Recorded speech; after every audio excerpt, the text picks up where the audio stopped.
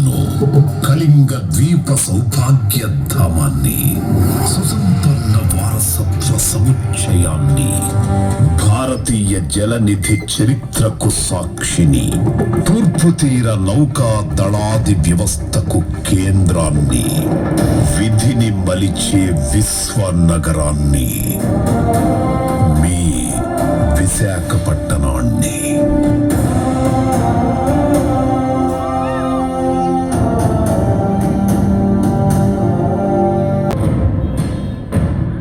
నేడు సగర్వంగా మీ ముందు నిలుచున్న ఈ నేల 5000 సంవత్సరాల నాటి భారతీయ సాగర చరిత్రకు సాక్షి.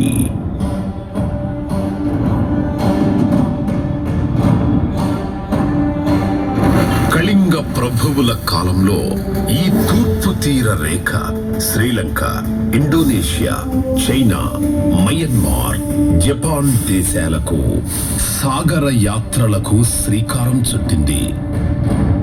10-11వ శతాబ్దంలో చోళ సామ్రాజ్యం ఆగ్నేయ ఆసియా వరకు విస్తరించింది. పూర్వం నుండి ఇప్పటిదాకా కల్లోల కడలి విసిరిన ఎన్నో సవాళ్లను స్వీకరిస్తూ కవ్వించే జలాలను అధిగమిస్తూ మనిషి సాగించిన సాహస సాగర యాత్రలను సాధించిన విజయాలను వీక్షించాను. అంతిమంగా ఆంధ్రులు ఇక్కడ తమ మూలాలను పాదుగొల్పి నేటి ఆంధ్రప్రదేశ్ రూపకల్పనకు దోహదం చేశారు.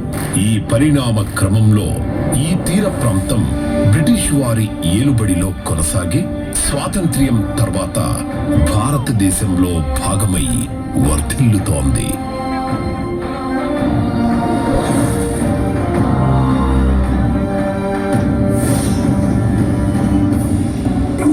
At the stroke of the midnight hour, when the world sleeps, India will awake to life and freedom.